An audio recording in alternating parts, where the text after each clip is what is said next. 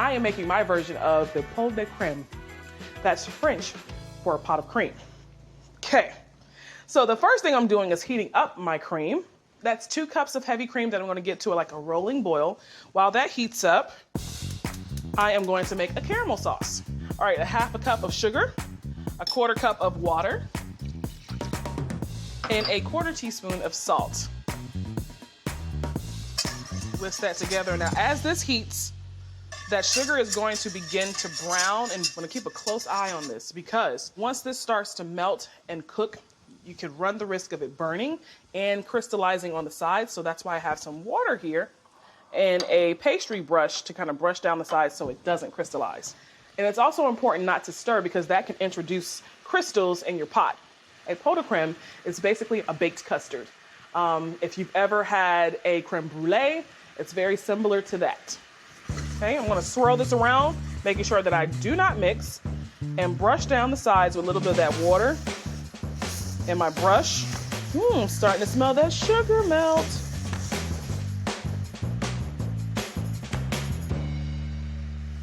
That sugar has caramelized. I'm gonna turn the heat off before it burns.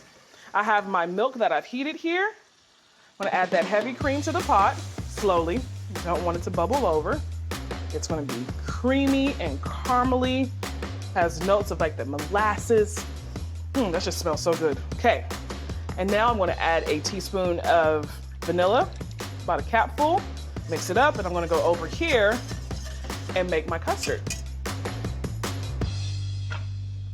All right, so I have 4 egg yolks here, and I'm gonna beat this until it's pale in color.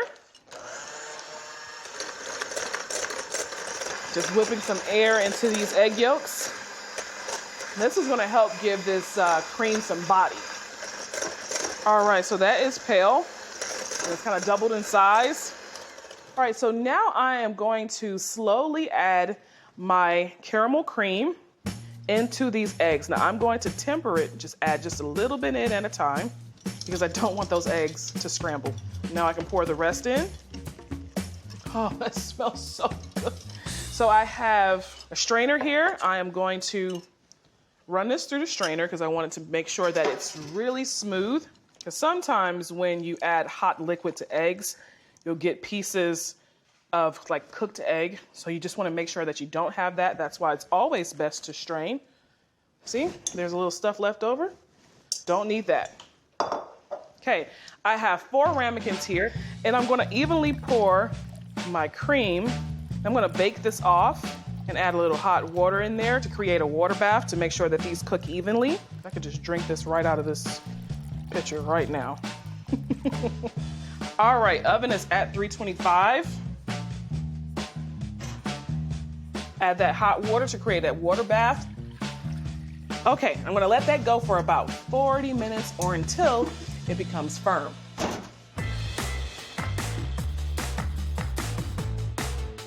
So my caramel pot de crème has cooled, and now I'm going to top it off with some caramel popcorn on top for a little texture. Is your mouth watering? Mine is too. An apple cake is perfect on a day like this. It's nice and chilly. I'm peeling 1 pink lady, and I have 2 green apples. The pink lady is nice and sweet. The Granny Smith is a little tart. It just works perfectly in this recipe. But any apples you have will work. All right, so I've got my apples peeled. Now I'm gonna core them, then dice. During my professional career in cooking, I have not always enjoyed baking. Kind of shied away from baking early on. I just thought it was a little intimidating, but I found that there were a lot of baking recipes that weren't as intimidating as I thought. This is one of those recipes. After I get these apples in a bowl, I'm gonna get started on my dry and my wet. I'm using 3 cups of flour, 1 teaspoon of baking soda, 1/2 teaspoon of salt, 2 teaspoons of cinnamon. Apple and cinnamon go hand in hand. I'm grating up some nutmeg, give you that intense nutmeg flavor. I can already smell it. Put that to the side. Get started on my wet. 1/2 cup of dark brown sugar. I want more of a molasses flavor, so I'm using dark. 2 cups of white sugar, granulated sugar. 1.5 cups of canola oil or vegetable, as long as it's a neutral oil. Now this is a very dense and heavy cake, so that's why I'm using oil instead of using like room temp or whipped butter. So next I'm gonna add some vanilla, 2 teaspoons or 2 capfuls. 3 eggs into this bowl first because I don't want any shells in that cake. Mix that in there. Get my hand mixer on.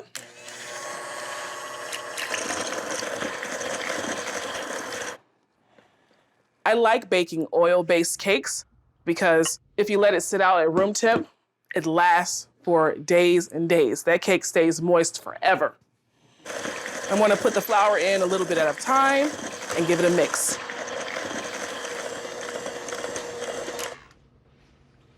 Give it a mix.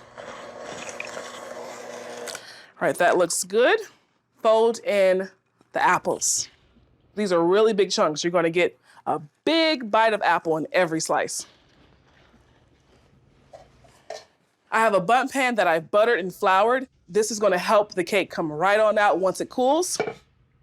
Now I'm just gonna evenly distribute the batter directly into this pan. Of course, bang it on a table because I wanna make sure there are no pockets of air. I want the cake to bake nice and evenly. So I have my oven preheated to 325. I'm gonna bake this for 60 to 75 minutes. It depends on your oven. I know this cake will be ready when I insert a little toothpick. Comes out clean. Ooh, that cinnamon, that apple. Oh my goodness. Oh, it is so pretty. I'm gonna get started on melting my caramel for the cake.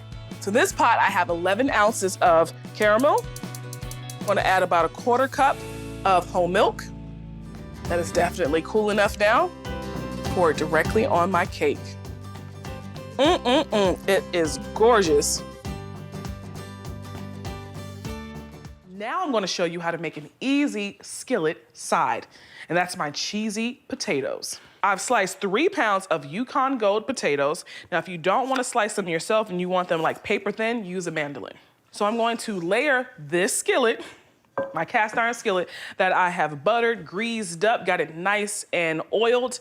I'm gonna take a few of my sliced potatoes and put them at the bottom.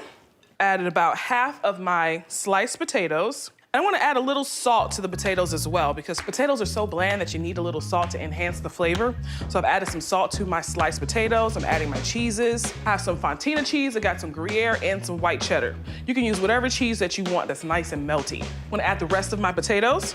This skillet potatoes is one of my favorite side dishes. The cheesy potatoes just go really well with a nice juicy steak. That or even like baked chicken, like I made earlier. I wanna add my final layer of cheese. And I wanna top it off with a little chives. Now this is not it, guys. I'm gonna make a cream sauce to pour on top. So when I put this in the oven, it's gonna get nice and bubbly and creamy and cheesy and delicious. All right, I'm gonna head over here to my stove and I'm gonna make the cream sauce. I'm gonna pour this cream sauce on top of all of this. To my sauce pot, I'm gonna add some minced garlic, 2 cups of heavy cream, and I'm gonna grate in some nutmeg. Now, I like adding fresh nutmeg to cream sauces because it adds a little spice to it. A little freshly grated nutmeg goes a long way. And I'm gonna season my cream sauce with a little salt and pepper. All right, I'm just gonna heat this until it gets nice and warm, just kind of like a rolling boil, and see some bubbles on the side and the edges. And not only is this a great side, it's also a great dish to add to your Thanksgiving, Christmas, Easter spread, whatever holiday you celebrate, because it's just gonna go well with anything that you pair it with. And I mean, who doesn't love cheese and potatoes? The bubbles have formed around the edges, so I know it's nice and warm. Take it off the heat and add in my sour cream. Now I'm gonna take my cream mixture and pour it on top of my potatoes, shredded cheese. And once this starts to really get going and it starts to bake, all of the cheese and all of the potatoes are gonna get cooked and it's just gonna start to bubble and oh my gosh, I am really excited about this. All right, now I'm gonna cover my cast iron.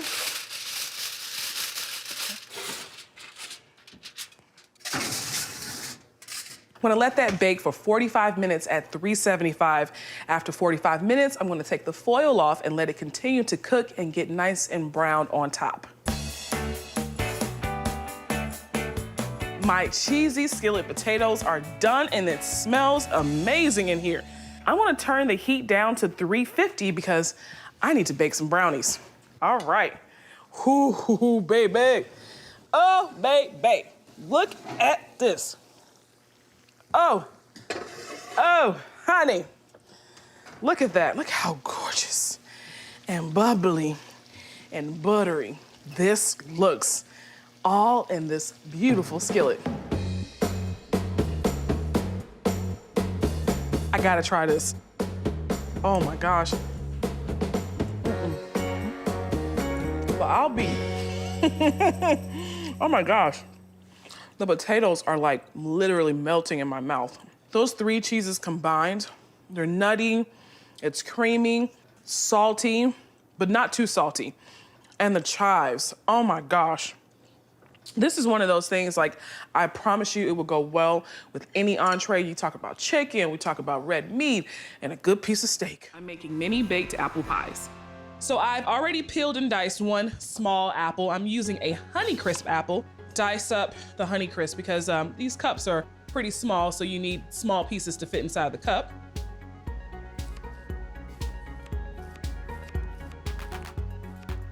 Got my apples cut up. I'm using phyllo cups. You've probably seen them in the freezer section. They're in the dessert aisle. I have my oven preheated to 350. These are already par-baked, so I'm just gonna pop them in the oven, get them a little bit more crispy, and that's only gonna take 5 minutes. While those go, I'm gonna cook these apples. My skillet is hot. I'm gonna add about a tablespoon of unsalted butter. Get that to melt. Drop the apples in the skillet. Apples have a lot of water. So what you need to do is pre-cook your apples to release some of that water. Otherwise, it's gonna have a really soupy pie.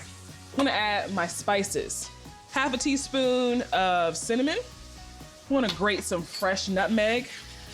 Freshly grated nutmeg has more of a pungent flavor, so you're gonna really taste that nutmeg in the pie. A pinch of salt, a teaspoon of lemon juice. Lemon juice helps to prevent your fruit from turning brown. So it's been about 5 minutes. I'm gonna take my phyllo cups out of the oven. I'm gonna sit that right there. Now I'm gonna add the brown sugar. So the brown sugar, of course, adds sweetness, a touch of molasses flavor. All right, so that looks good. I'm gonna make a little slurry. The slurry is a thickener. I'm using cornstarch, and I have 2 teaspoons of water in this little bowl here. So I'm gonna add 2 teaspoons of cornstarch. I'm gonna grab a fork to mix it up, making sure all of the cornstarch has dissolved. As soon as it hits that heat and that liquid and the sugar and everything just starts to come together, it makes a slurry. So I'm gonna turn my heat off now and add about a teaspoon of vanilla. Mix it up. All right, let this sit. I wanna get started on my crumbly topping. So I have a half a cup of whole wheat flour. I wanna add about a half a cup of rolled oats. I'm eyeballing this. A teaspoon of cinnamon. The same flavors that I used in my apple mixture, I'm gonna put inside the crumb too. A pinch of salt.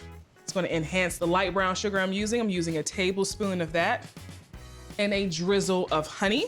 And I have a half a stick of butter. It wouldn't be a crumb without butter.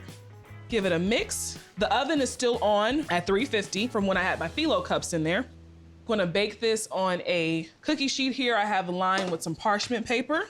So I'm gonna bake this for about 10 minutes. While this is baking, I'm gonna grab my apples, grab those cups, and fill them up. I'm so excited, not only because I get to see Katie, but these are just so cute, and I love entertaining. All right, so those are done. Let me grab my granola topping. I'm gonna add some almonds to the mixture. Now, the reason I didn't add almonds before I put it in the oven is because these things are so thin that they burn very quickly. Just a few pinches of almonds there. I'm gonna give it a mix. Okay. right? And just gonna put that topping right on top. Oh, look at that.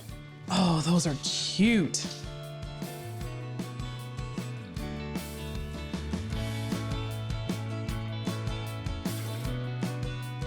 I mean, I have so many here. She won't tell if I just take this one and eat it.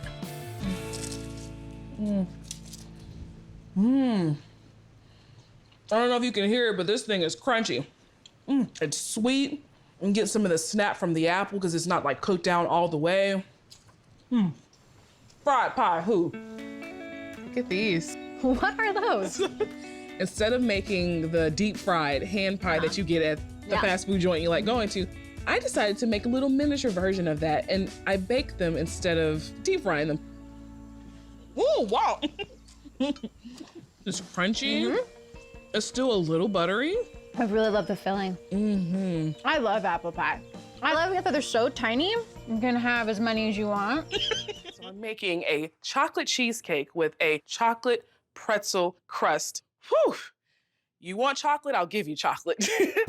I'm starting off with making my crust. I've added about 15 chocolate sandwich cookies to this bag. I'm going to add in about 2 cups of thin pretzels. That's going to add that little bit of saltiness to it. Now I'm going to take out some stress. I'm going to smash these really fine. Dump this in a bowl. Add 4 tablespoons of melted butter. 2 tablespoons of granulated sugar. And the sugar and butter kind of acts as a glue to keep the crust together. That butter should be nice and cool. I'm gonna use my hand. Feels like the butter has incorporated throughout the crumbs. Now I'm going to get my springform pan that I've lined with parchment paper. If you line your pan with parchment paper and a little butter so it can stick, it will pop right out. And it also makes the sides really smooth. I'm gonna press it down with the same hand I mixed the crumbs up with. This is a very simple step. Just make sure that it's nice and even, because if it's not nice and even, you'll get a lopsided cake. I have the oven set to 350. I'm gonna pop it in there, let it bake for about 8 to 10 minutes, and then I'm gonna get started on my chocolate filling.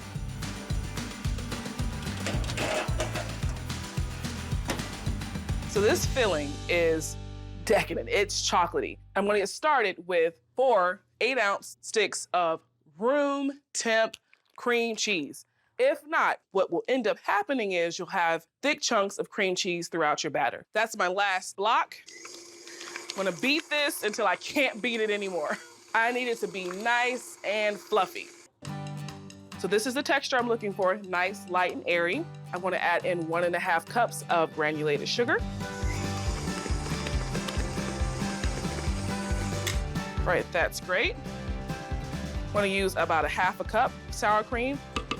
And the sour cream gives it that classic tangy flavor. It's 1/4 cup of cocoa powder.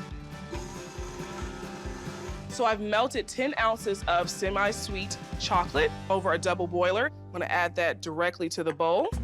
Ooh. Last ingredient, eggs. You gotta hold that cheesecake together. I'm adding in 1 egg at a time on low to make sure they're fully incorporated. 4 eggs total. Scrape the sides and make sure that every bit of this is chocolatey. Get my crust out of the oven. Cheesecakes can crack easily. So a way to prevent that is to bake it in a water bath. And if you're using a springform pan, line the bottom of that pan with foil. Now pour. Oh, what says I love you better than chocolate? Make sure it's nice and level. Now it's time to get it in a pan that's large enough to fit my 9-inch springform pan. I'm gonna grab my pot of hot water, add this to my pan. Hot water bath, just make sure the heat distributes evenly. And I just want enough water to fill the bottom. That looks good to me. Got my oven set at 350. I'm gonna bake this off for about 60 to 70 minutes, depending on your oven. Then I'm gonna prop open the oven, turn the heat off, and let it sit in the oven for about an hour. That's gonna help the cheesecake get to room temp, and it's also gonna help prevent cracking. So I have 8 ounces of my dark chocolate in my double boiler, and this is for my bark. I'm gonna let that melt a little bit. Take a pan, lined with some paper, I'm gonna take the same melted chocolate, pour it directly on my pan. I'm not gonna spread it too thin because I want a little snap to it. I'm gonna pop it in the freezer just until it hardens for about 5 to 10 minutes. Look at that crust. You see bits of that pretzel in there? It is beautiful. As if this wasn't enough chocolate. Want to add a chocolate hard shell. And all it is melted chocolate with coconut oil. I'm just gonna create this little drizzle effect on the edges, just like that. And because it does harden really quickly, I'm gonna just break up my bark and create these really cute pieces on top. I'm gonna make a green bean casserole, but I'm gonna make it my way. All right, I'm gonna thinly slice 1 large red onion, and I'm gonna marinate it or have it sit in buttermilk for a couple of hours until it's time to fry. And the reason I like for my onions to sit in buttermilk, of course, so the flour and the dredge will stick to the onions. All right, so I have my onions here, thinly sliced. I'm gonna add some buttermilk just to submerge it into the bowl. I'm gonna let these hang out in the fridge until it's time to dredge and fry. All right, put that in there. So my green bean casserole starts off with fresh green beans that I'm snapping. You gotta take the ends off, the rough ends. And I'm just gonna boil them really quick, get them nice and soft. I'm gonna make a bechamel sauce with a little garlic powder, some milk, some sherry, which is typical in low country cuisine. I'm gonna bake it off and put crispy red onions on top. I'm snapping about 2 pounds of green beans. And this will be enough for a 9 by 13 casserole. I'm gonna boil them for a few minutes till they get a little soft. Remember, I'm gonna finish cooking it in the oven. While that's boiling, I have some baby bella mushrooms here. I'm gonna add it to my casserole. So there's green beans and mushrooms. I'm just gonna saute them in my cast iron skillet here with a little bit of butter. And when I saute them, I'm just gonna draw out some of that water because mushrooms do have a tendency to carry a lot of water. Hit it with some salt, help extract some of the water out of the mushrooms. I know when mushrooms are done cooking, when the color starts to turn from this kind of like a grayish white to like a darker brown color. I want to grab my green beans because they're done, drain them and get them on some ice to stop the cooking process. Don't want them to cook anymore because I do have to put them in the oven. So the mushrooms look great. I'm gonna take them out and start my bechamel sauce, which is basically a cream sauce. I'm basically making a cream of mushroom sauce. The start of a bechamel sauce is normally butter and flour, then milk. All right, so I'm gonna add 4 tablespoons of butter. I'm gonna add a 1/4 cup of flour. That's how it gets nice and thick. And I'm basically making a roux. Add a little bit of my sherry in there. I'd say about a 1/4 cup of sherry. Typically in a bechamel sauce, you will not find sherry. Just wanna give it a dry type of wine flavor. I'm gonna add in about 2 cups of milk. And you actually wanna use a whisk because you gotta break down the flour, otherwise you'll have clumps of flour in your bechamel. Now I wanna season my bechamel with cracked black pepper and some garlic powder.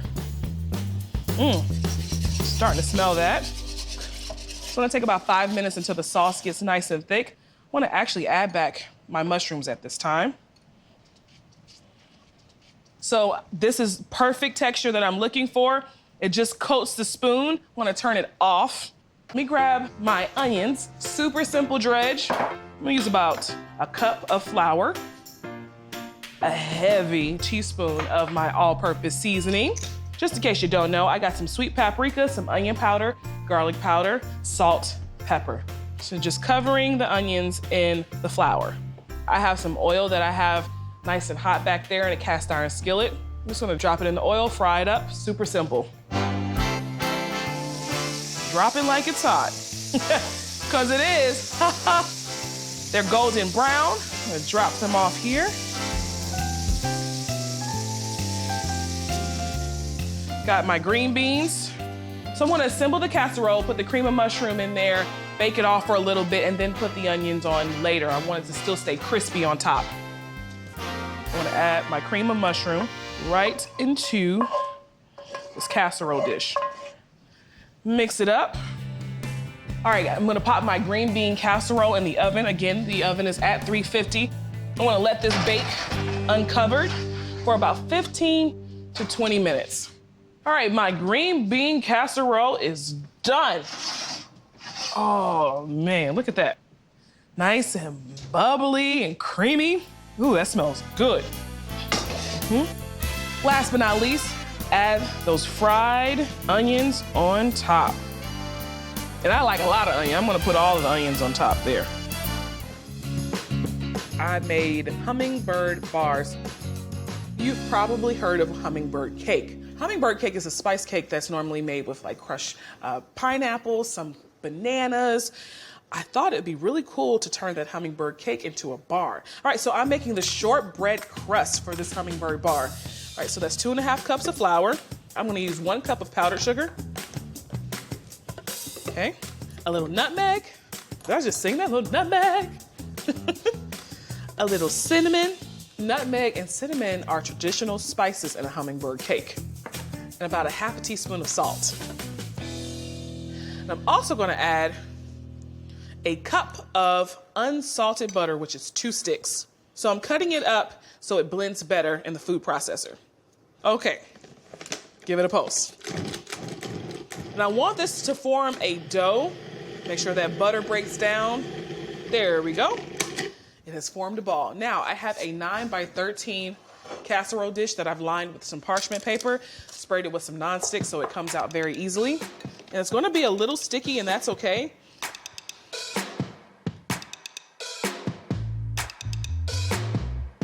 I have the oven preheated to 350. I'm gonna bake this off for about 30 minutes.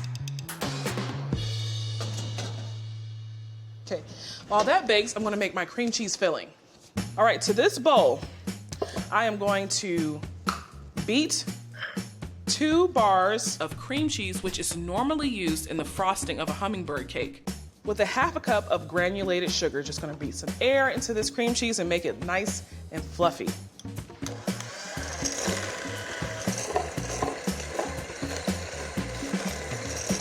All right, so that's fluffy. I have 3 eggs. I'm gonna add them in 1 at a time to make sure each egg is completely incorporated.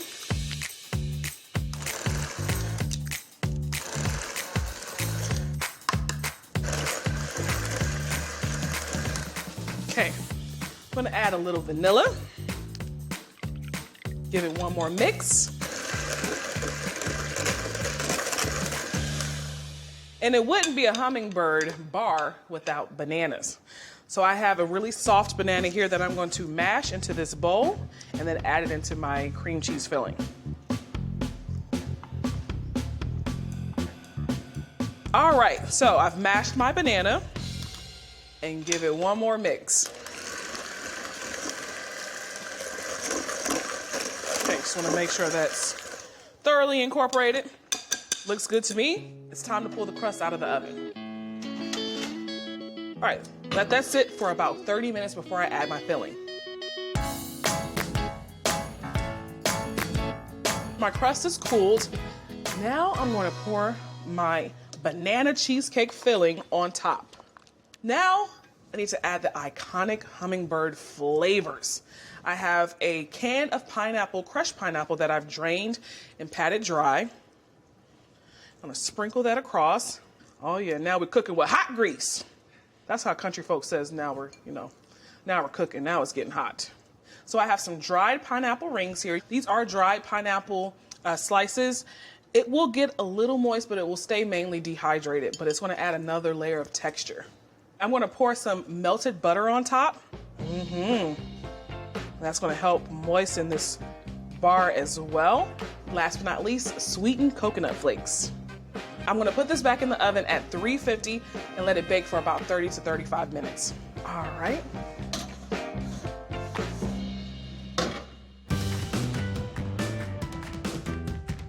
Ooh, this is gorgeous. Look at the way that pineapple just melted into that cream cheese and the coconut got all toasty on top. Oh my gosh. Now I can add my candied pecans. It's gonna add so much crunch and nuttiness. Making a cranberry custard pie, and it has this really, really flaky, buttery crust. So I'm gonna start on the crust first, okay? I'm using 1.5 cups of self-rising flour. In the South, we use a lot of self-rising flour, mainly for biscuits, so it's actually gonna taste like a buttery biscuit. I'm adding in a stick of cold, unsalted butter. I've cut them into cubes so they can break up really easily inside the dough. Add a little pinch of salt in there, 2 tablespoons of granulated sugar. Give it a pulse. So I'm gonna pulse this together, and that looks like that is broken up. Gonna open up my top here and add in a tablespoon of cold water. And I'm gonna slowly pour this in until my dough forms a ball. Now the water amount will change. It just depends on how damp your kitchen is. It's getting there. Yep, there's the ball. Add a little bench flour to my cutting board. I'm pressing down to make a nice little disc because later I'm gonna roll this out and form that pie crust. So I have some plastic wrap here. I'm gonna set this in my fridge and it's gonna chill for about 30 minutes.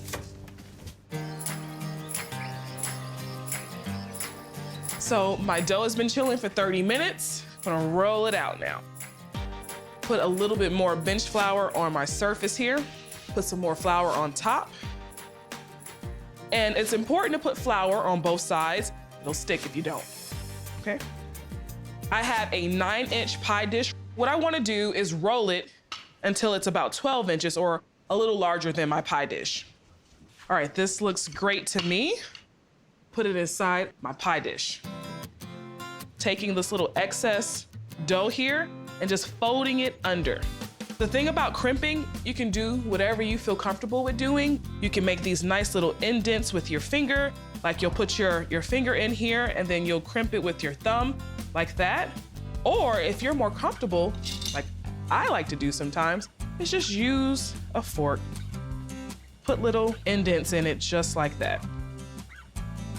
So I'm gonna pop this back in the fridge while I make my filling. Now this custard, all right, simple custard. 2 cups of granulated sugar, 2 tablespoons of all-purpose flour, 2 tablespoons of cornstarch. That's gonna help that custard stay nice and together. And a 1/2 teaspoon of salt. Now for my wet ingredients. 4 eggs. That's what the base of a custard is.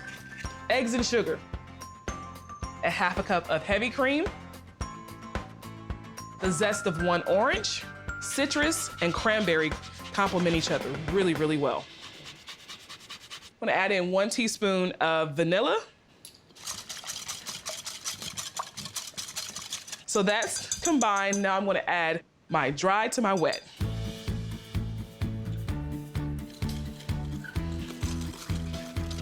All right, that is done. Let me grab my pie crust.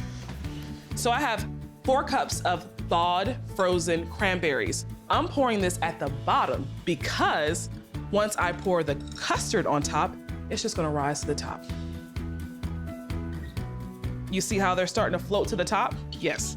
So by the time it bakes, we're just gonna have this really pretty layer of cranberries on top. So I got my oven preheated to 350. I'm gonna bake this for about 50 minutes. Cornbread with green onions, jalapenos, honey, and cheddar. So I've cut up some green onions, dicing about 2 medium-sized jalapenos. But if you don't like it spicy, remove these seeds, okay? And I'm using a whole lot of butter. Slowly melt 2 sticks of unsalted butter. I'm adding in salt towards the end. I'm gonna get started on my dry ingredients. I'm gonna use a cup of cornmeal, flour, a cup, 1/2 teaspoon of baking soda. I'm gonna give it that height. 1/2 teaspoon of salt, 1/4 teaspoon of garlic powder. Whisk that up a little bit, and I'm gonna get started on my wet ingredients. Buttermilk. So the buttermilk is basically gonna make the cornbread tangy, soft, and it's gonna help with that rising with the baking soda. 1/2 cup whole milk. I'm using honey. I think it's a little bit more pronounced than sugar. 1/2 cup. Gotta have something that binds this cornbread together. 2 eggs. Oh, wait, guys, butter. How I forget my butter? Ooh, yes. So I have some cheddar cheese. Growing up in my household, we never put cheese in cornbread. I just thought this would be really cool to add with the jalapenos and the honey. I mean, I love cheese. I'm going to grate about a cup. All right, I'm going to eyeball it. Looks like a cup to me. If you want to add more, by all means, add more. Now I'm going to add my wet ingredients to my dry ingredients.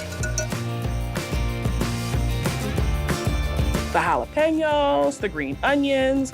Now I'm not using the entire cup of cheese. I'm only going to use a half a cup because I'm going to use the remaining cheese on top. If you overmix, what's going to happen is you're going to lose that height and that fluffiness. Just mix it enough until where it's incorporated. That's it. Oh, wow. The butter that was left in the pan is kind of like seeping over the top. If you want to sneak a little peek in the oven, you'll see the butter bubbling on top. Oh my gosh.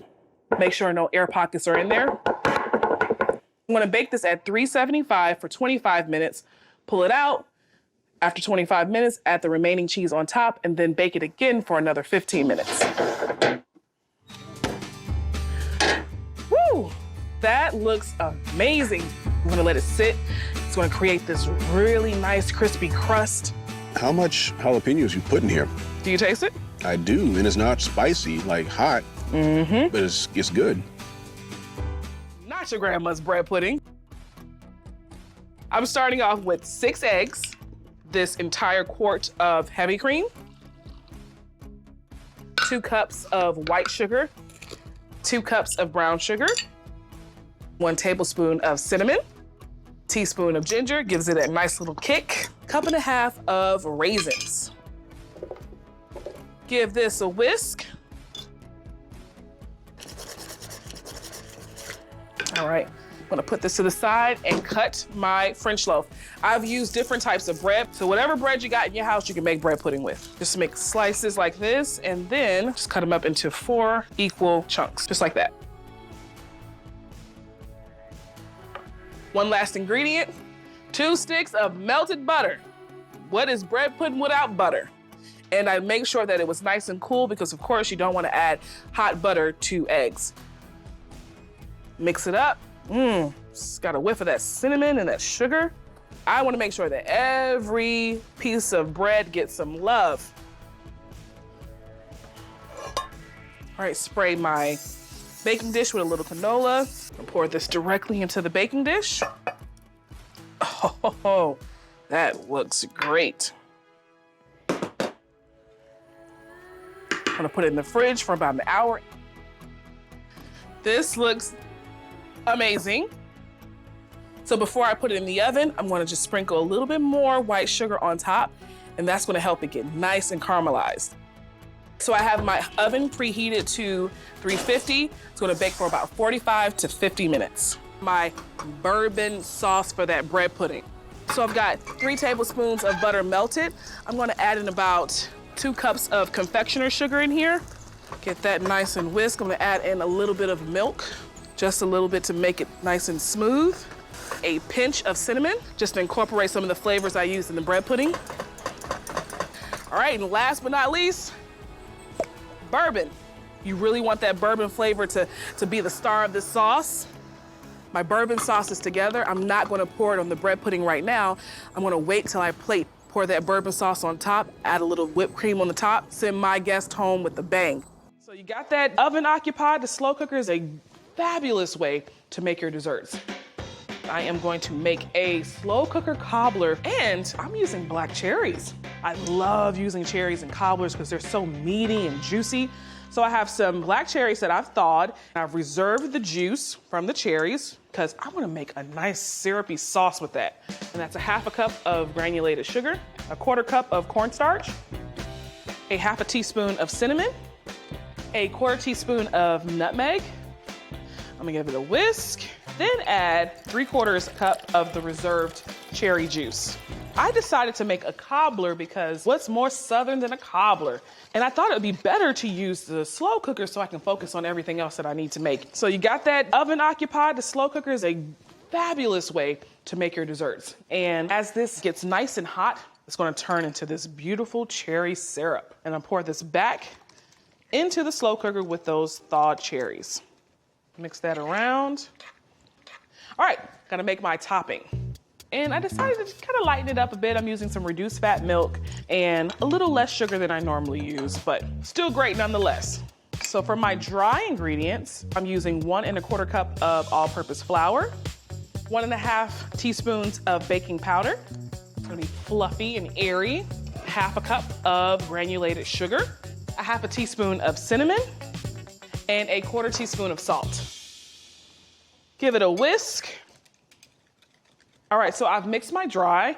Now for my wet, 1 egg. And now I'm adding 2/3 cup of reduced fat milk. I have some melted butter.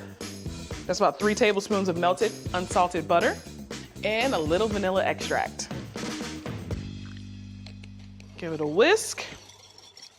Break up that egg yolk. And now I'm going to add my wet to my dry to make my batter.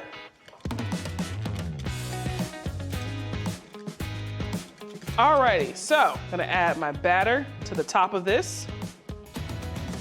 Okay, so I'm gonna cover this and cook it for about 2.5 to 3 hours on low. And when it comes out and it's nice and warm, I am gonna serve this with a scoop of ice cream.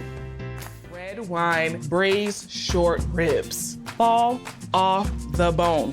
Where's the meat? In the pot. Where's the bone? On the spoon. So I have 5 pounds of bone-in short ribs in a bowl here. I'm just gonna add liberal salt and pepper because this is a lot of short rib. 1/2 cup of flour, and the flour is gonna help get this really nice brown sear. And I'm only using enough flour to coat the short ribs. We're not deep frying them.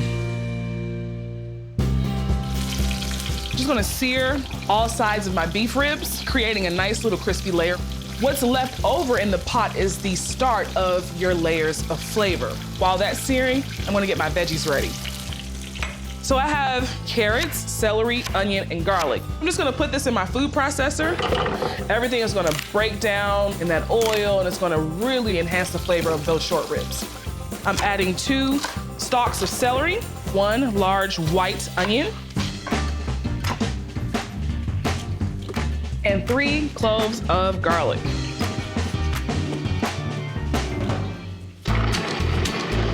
So I'm processing my carrots, onion, and celery. Make sure all those chunks of veggies are broken down. All right, that's great. Let me turn my short ribs, let them cook on the other side. Look how brown they are. There's some crust down there from the flour and oil. That's where all of the flavor lies. They are done. They smell incredible.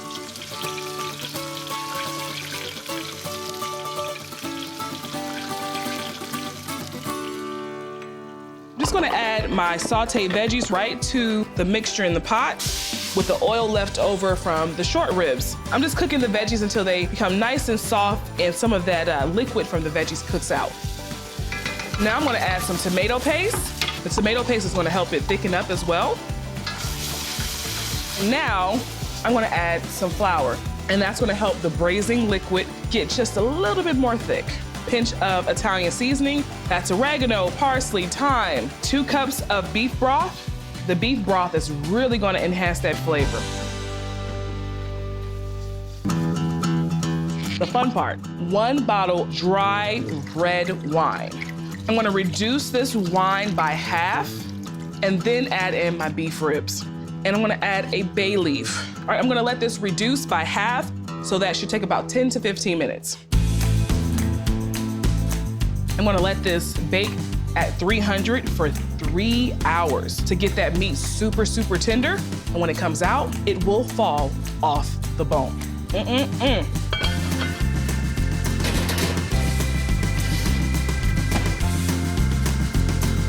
Next thing on the menu is the soul food classic, Creamed Corn Casserole.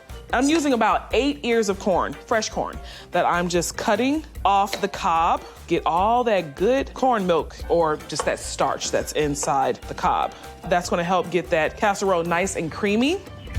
So an easy way to cut the kernel off the cob is to get a big bowl, then get a smaller bowl, flip the bowl over to where the bottom is exposed, and put your ear of corn on top. And just using a chef's knife, just cut down on the cob. And so to get the milk out of the cob, just take the back of your chef's knife and just gently press down on it. You see all that milk coming out?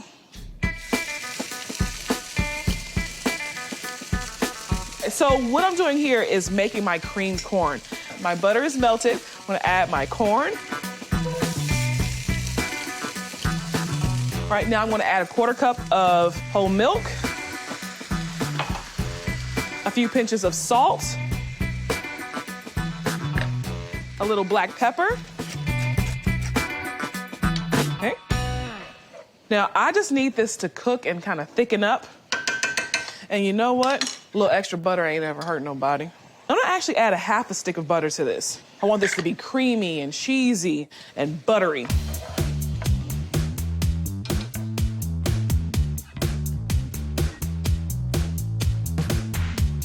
Start off with boxed corn muffin mix. I'm adding in 1 cup of sharp shredded cheddar cheese.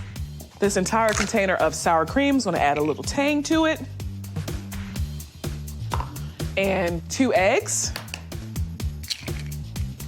And I'm just whisking it until I see no more streaks of that cornmeal. Okay. Now to add that creamed corn. The consistency of this casserole is gonna be a little crunchy from those fresh kernels of corn, creamy, and it's gonna have a nice layer of brown cheese on top. I have a 9x13 casserole dish here that I've sprayed with some nonstick spray. Pour my mixture right into the casserole dish. And last but not least, I'm gonna top it off with some more cheddar cheese. Okay, my oven is preheated to 350. I'm gonna bake this uncovered for about 35 to 40 minutes, or until the top is nice and bubbly and golden brown. I'm making deviled eggs, but they're not any old plain deviled eggs. I'm adding a fried shrimp on top. I am going to let my shrimp sit in the buttermilk and then get started on my egg. Okay, so I have a little bit of salt and pepper that I'm adding to this bowl, which has some buttermilk in it. I have about 1 pound of Charleston white shrimp that I have peeled and deveined. Putting it in the buttermilk helps that coating adhere to the shrimp because, I mean, shrimp doesn't have skin on it, so it needs something to help it stick, and that's what that buttermilk does. Now, if you don't live in a coastal area like I do, you can always use frozen. Just make sure it's thawed. Make sure it's nice and coated with that buttermilk. I have 12 extra large hard-boiled eggs here. I'm gonna use a food processor to make my filling. So I'm just gonna dump the yolk in there, and then I have this cute little tray here that I'm gonna put each half on.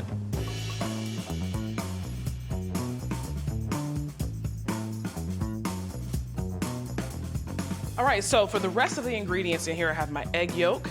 I'm gonna add a little mayo, it's a really good mayo. A little yellow mustard. You gotta have that yellow mustard in there. A little sour cream, some sweet relish, a little salt, a pinch of my house seasoning. You don't want to make it too salty. And some freshly cracked black pepper. All right, so I'm just going to turn this on until it becomes smooth. I like putting my yolk mixture in the food processor because I pipe this out into each individual half, so it comes out really, really smooth. All right, so I have a jar here to help keep that nice and sturdy while I add my yolk. Yummy. Have a star tip on my piping bag. Hear my grandma and my mom talking right now. Don't you waste that, get all of that out of there. So I'm just piping this. So I'm starting off like that, kind of holding my bag not too tight because I don't want too much to come out at one time, and just gliding it up just like that. It's gonna be like the bed for my fried shrimp.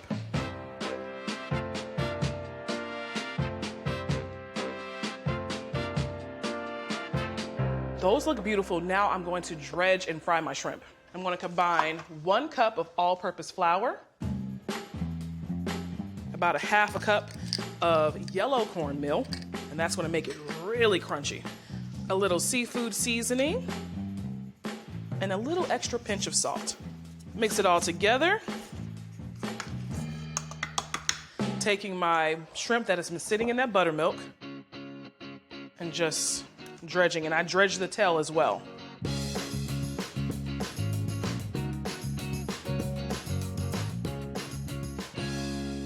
All right, I have my oil heated to 350.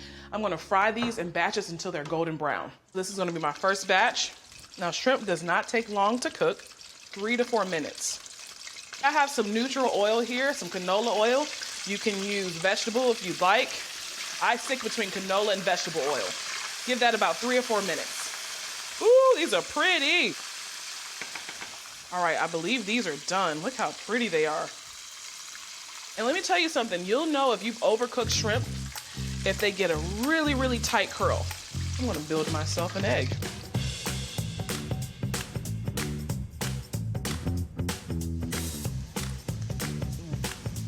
Oh, whoa, that's really good.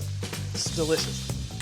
I'm making a big apple crumb cheesecake with this really incredible crumb on top with apples. So in this bowl here, I have 15 graham crackers that I have crushed. I've added 3 tablespoons of brown sugar. I'm adding 6 tablespoons of melted butter. So this is a classic graham cracker crust, and a 1/4 teaspoon salt to kind of enhance that brown sugar. It's buttery and it's really, really good. The thing about making a really great crust, you have to make sure that it's super buttery. Otherwise, if it's kind of dry, it'll just fall apart when you cut it, and that butter does that.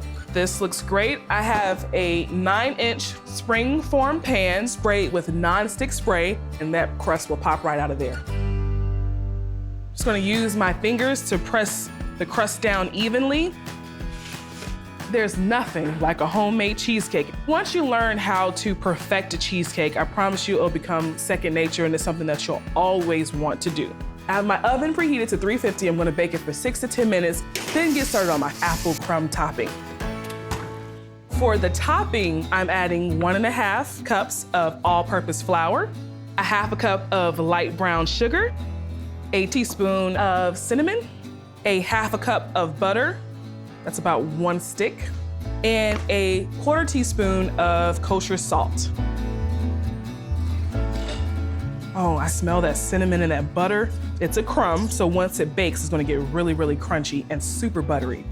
I'm just mixing this diced Granny Smith apple in here, and trust me, you don't have to worry about if your pieces are equal. It's all gonna go on top of this cheesecake, and it's gonna look fabulous when it comes out the oven. I smell that crust. Let's check on it. It's nice and golden brown, and it smells incredible. Gonna let it cool right here and get started on my filling. All right, so I have room temperature cream cheese. You don't want big chunks, and the way to prevent that is to make sure that your cream cheese is softened, okay? 1 cup room temp sour cream, vanilla extract, about 2 teaspoons. I'm using 3 whole eggs and the yolk of 1 egg, so 4 eggs altogether, 1 at a time. And that's just to make sure that the eggs are thoroughly incorporated in your filling. Second egg.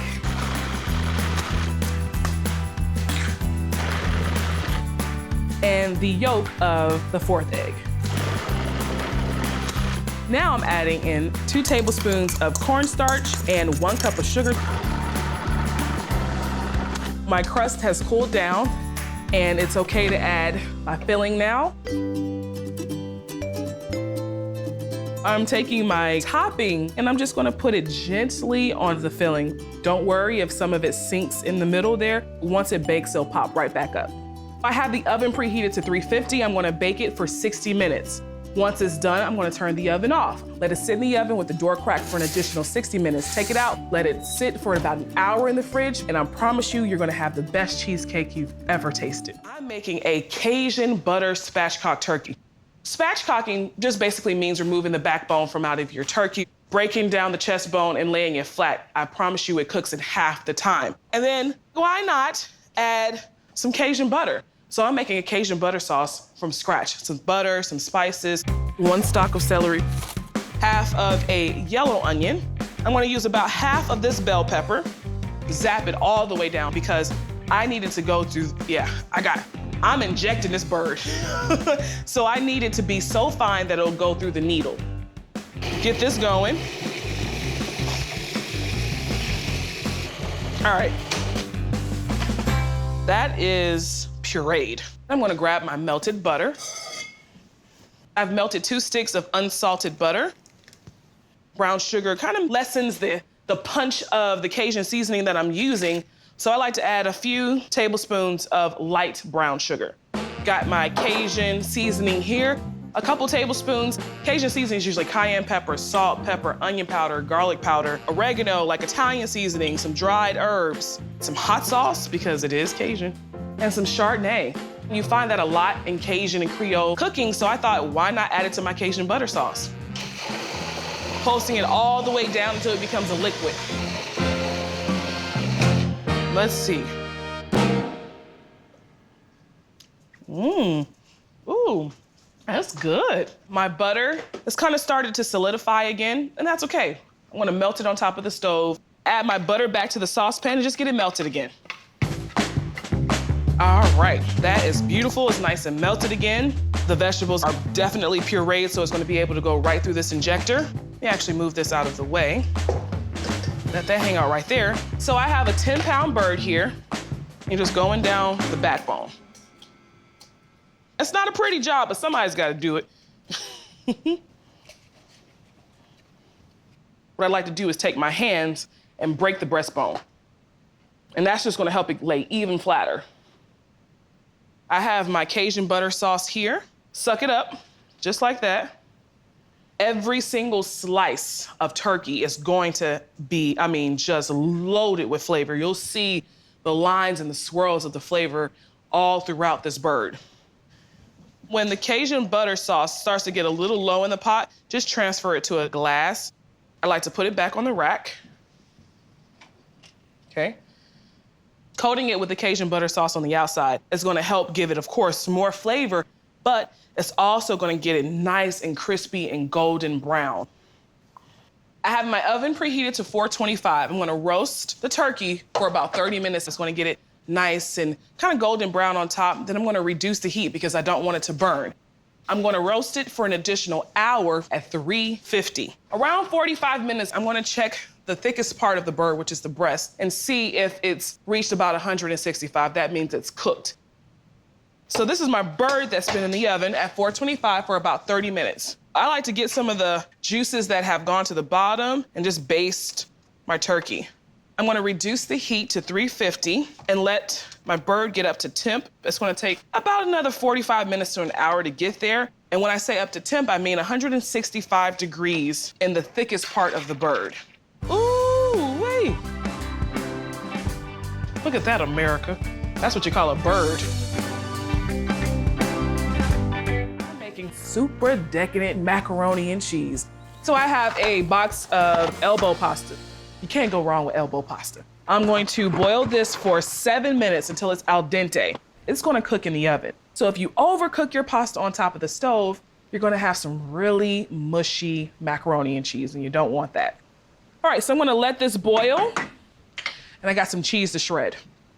All right, so I have sharp cheddar and extra sharp cheddar. Instead of using pre-shredded cheese, I just like to shred my own. Old school is the way to go. This shredded cheese will be the base of my cheese sauce. Right, let me pause, my pasta is ready.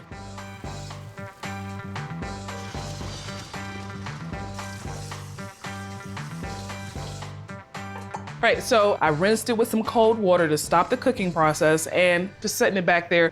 Gotta finish up with this cheese. So what I do is just eyeball it. All right, and I'm using the extra sharp cheddar to cut into small cubes. I'll add the cubes right before it goes in the oven. Gotta make a cheese sauce. I'm gonna head over to my stove. I am making a cheese sauce. The fancy term for it would be a bechamel, which is a roux. It's basically gonna thicken up my cheese sauce. So I have a half a stick of unsalted butter. I'm gonna add to this a few pinches of flour. My grandmother never measured this. She just put it in there. So now I'm gonna add 2 cups of whole milk, a half a cup of heavy cream. Bring this to a rolling boil. It should slightly thicken up as the heat rises. I'm gonna add my sharp cheddar cheese now. I reserved a little bit because I like to top it right before I put it in the oven.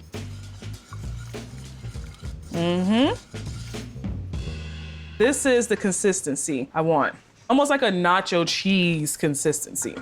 Okay, my grandmother does not use cream cheese, but I like using cream cheese because cream cheese just adds a slight tang.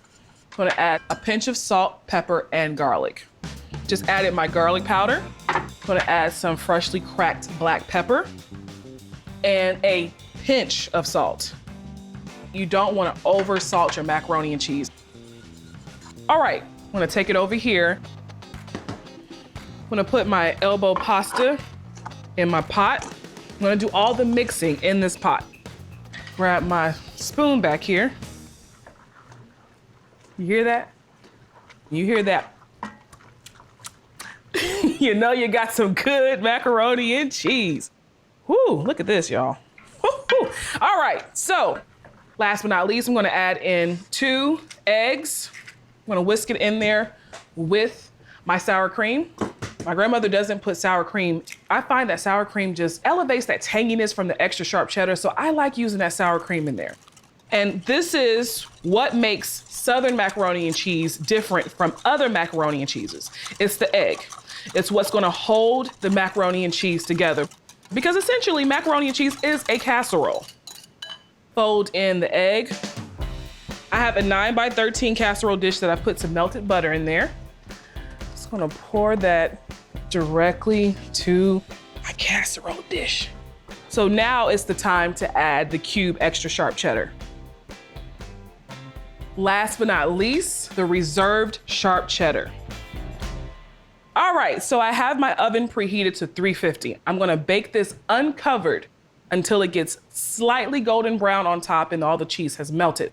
Once that happens, I'm gonna get some foil and loosely cover it with foil and bake it for an additional 15 minutes to cook the center.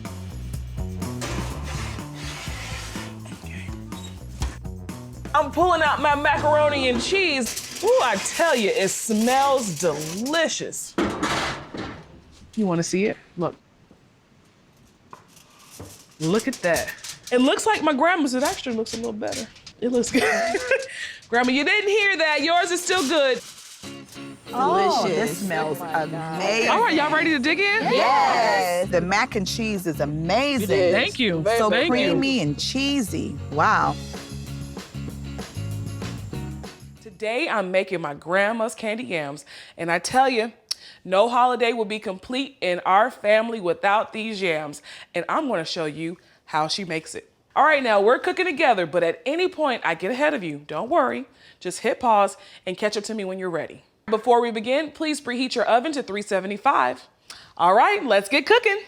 We got our 4 sweet potatoes. Now you're probably wondering, why are we calling this yams if it's really sweet potatoes?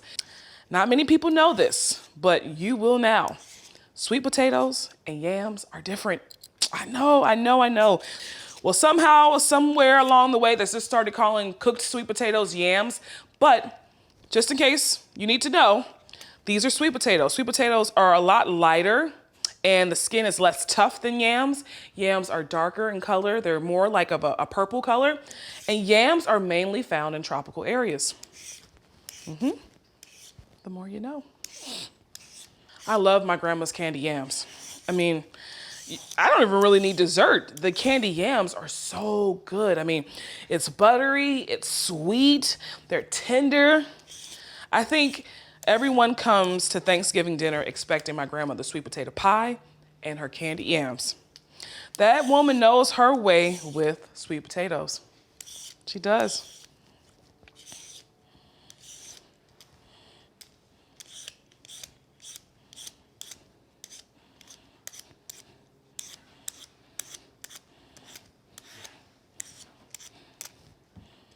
All right, this recipe is super simple, but it has so much flavor. That's what we're known for in the Gullah community. For those of you who don't know, Gullah people are direct descendants of West African and enslaved people. During the slave trade, Africans were sent to southeastern areas of the U.S., even some in the West Indies, and they were just a people of adaptation. They didn't have much to work with being enslaved people, and they just, anything that they were given, anything that they grew, they just made something out of nothing. And I think a lot of that tradition has stayed strong to this day.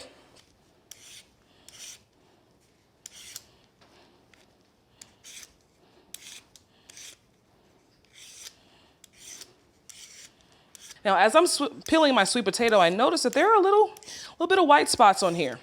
Don't worry, your sweet potato is not going bad. What that is where the starch and the sugar start to try to escape the potato when it comes through the flesh. So don't worry about it. Just use your peeler and go over it. Your sweet potato is perfectly fine. All right, that's done.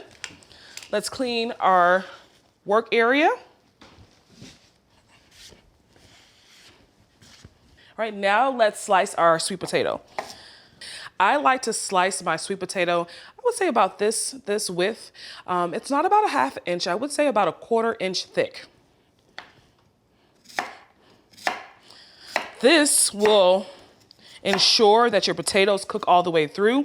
If they're too thick, they're gonna take longer to cook and you run the risk of burning your sugar.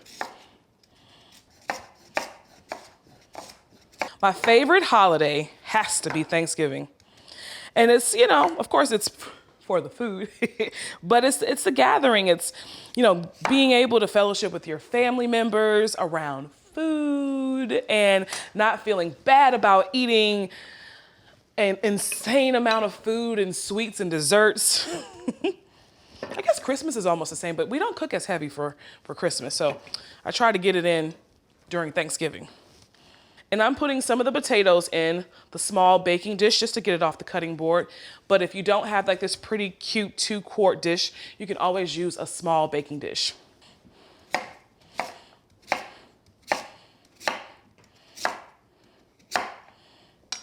It's a little thicker.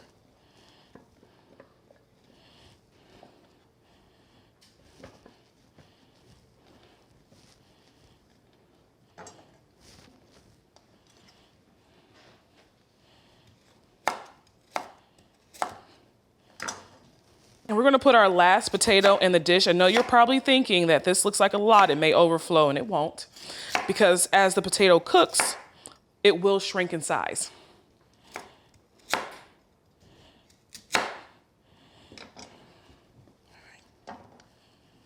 All right, let's head over to the stove. All right, now we're gonna make the sauce for our candied yams. Turn the heat on under a saucepan. I'd say on medium. Let's melt 1 stick of salted butter. And you can help move it along by taking like a butter knife and just swishing it around your saucepan. All right, so if you do not have salted butter at home, that's okay. Just use 1 stick of unsalted butter and add a pinch of salt. The butter has melted and now we're gonna add 2 cups of granulated sugar. It's candy yam, so we need the sugar.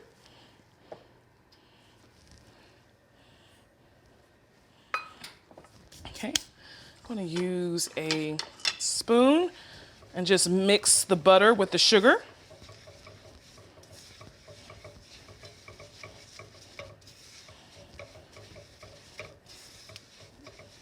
Okay.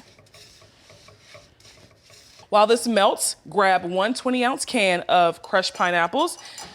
I have a strainer here. I'm gonna use just some of the juice and pineapples from this can. I'd say half the can. Add the juice to the pot, as well as the pineapples. Give it a stir. And you'll start to notice that the sugar is melting down. And eventually, it'll become this syrupy consistency. Okay. Let's add a teaspoon of cinnamon. A teaspoon of cloves.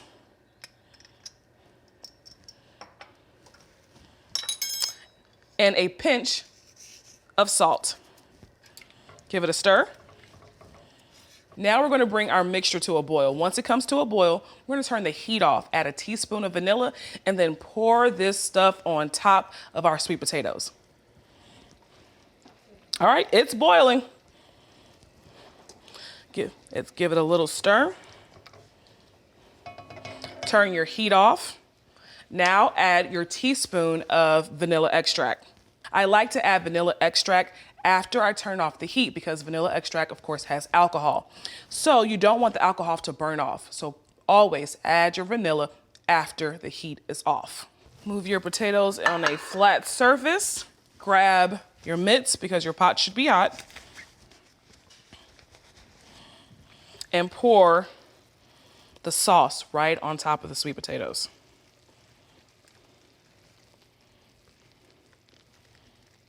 Oh yeah. That's it. Okay. Grab some foil, cover, and we're gonna let it bake in the oven at 375 for about 45 minutes.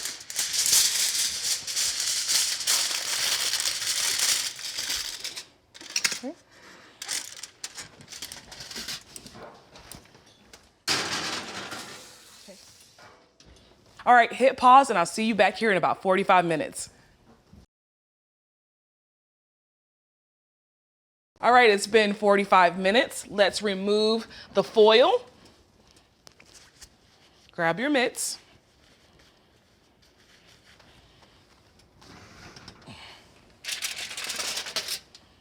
Ooh, it's pretty. All right. We're gonna let that cook for an additional 20 to 25 minutes until the yams or sweet potatoes are tender and everything is nice and caramelized. Hit pause and meet me back here then. All right, it's been 25 minutes. Let's remove our candied, now they're candied yams from the oven. Oh, look at that.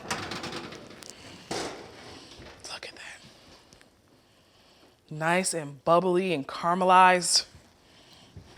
Look at that. Grandma's candy yams. And I can't wait to try it. Let's take a taste. Ooh, hoo-hoo. I like it with a lot of juice. You gotta get that juice from the bottom. That's what my grandma says. Oh, that looks good. It looks good. Let's taste.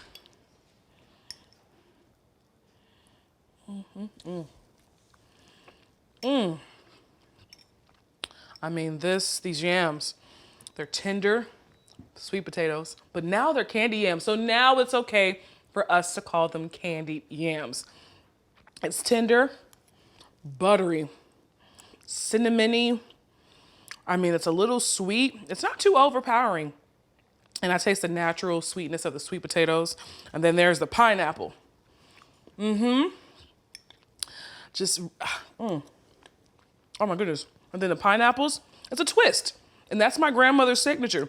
It's the pineapples. Now you guys have our family secret. Thanks for taking my class. I hope you had fun with me because I surely have fun with you. Bookmark this recipe and add it to your favorites, and make sure you check out my other Southern Thanksgiving recipes right here on Food Network Kitchen. I'll see y'all again next time. Sweet potato pone. It's a sweet potato casserole, kind of sort of like a custard as well. It's a great side dish, or it could be served as a sweet dessert. My favorite way to serve it is with a sweet eggnog whipped cream. It really brings out those warm flavors. But before we get going, preheat your oven to 350 and get a 9x9 casserole dish and spray it with non-stick cooking spray. All right, ain't nothing to it but to do it. Let's head over to our stove. So what we're doing now is heating our saucepan. I have a cute little pan here, but any saucepan will work. Let's melt 4 tablespoons of unsalted butter. I like using unsalted butter because I can control the amount of salt that goes into the dish. And right now we're just gonna wait for that butter to melt. Okay, just a few more seconds. And you can swivel your saucepan around just to help the melting go a little faster. And that's it. Our butter is melted. All right, let's head back over to the counter. Set your butter to the side. And now we're gonna peel and grate about 2 pounds of sweet potato, which equals about 3 sweet potatoes, okay?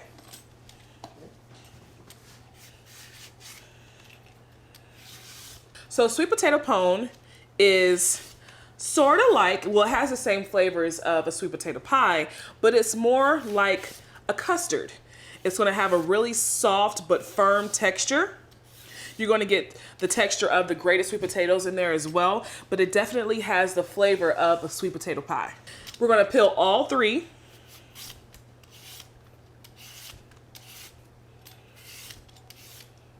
Leaving none of the skin on. Okay. Right. And this is a recipe my great-grandmother passed down to my grandmother. It's something that she made in her household on special occasions. When she didn't feel like making a sweet potato pie, she would make a sweet potato pone. And she actually served it for breakfast. See? It's a very versatile dish. All right, let's clean up the potato skin.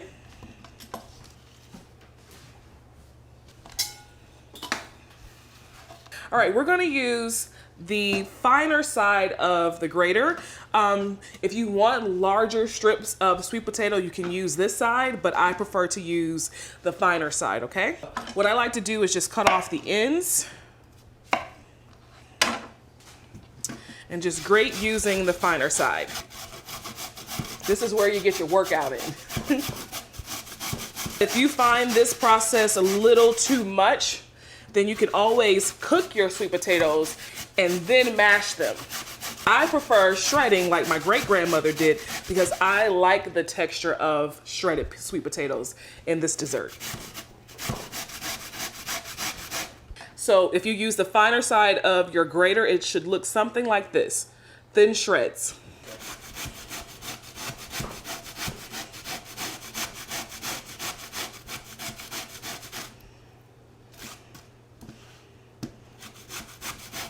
It's a slow process.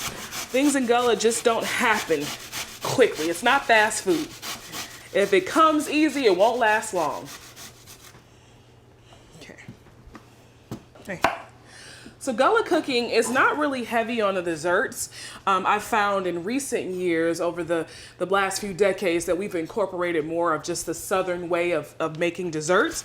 But typically, Gullah cooking does not have a lot of sweets. We have sweet potato pie, we have sweet potato pone, we make bread pudding, but just out of the way they lived during those times, like when my great-grandmother was growing up, they just didn't have the resources. So if there was anything sweet, it would come from the land. My ancestors' definition of a dessert was getting a sweet watermelon from the watermelon patch, you know? It wasn't necessarily cakes and cookies. It was eating the sweets of the earth, like a sweet potato. It is the truth. My grandma, we ain't have no cakes. We had sweet potato pie, sweet potato pone, and bread pudding if we were lucky. Ooh, child. A triceps.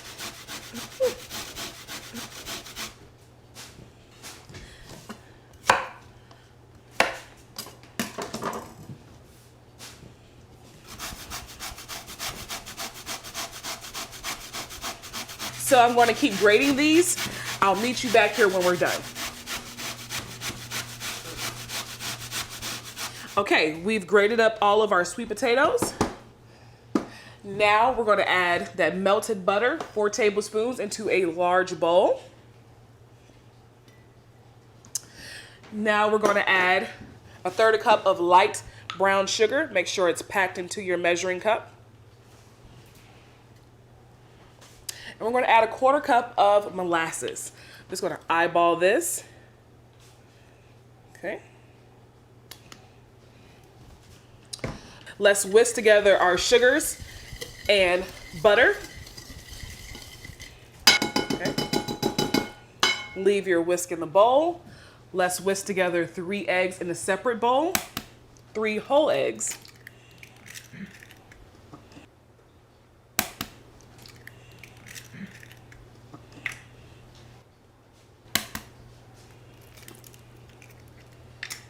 And it's good to use a separate bowl for your eggs because you want to make sure that the eggs are thoroughly whisked.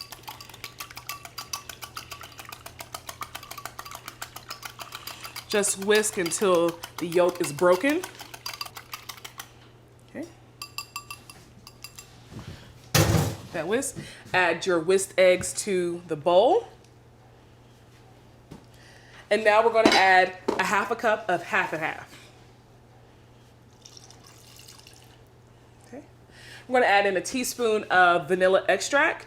That's just about 1 capful. Okay. Now we're going to add in our spices.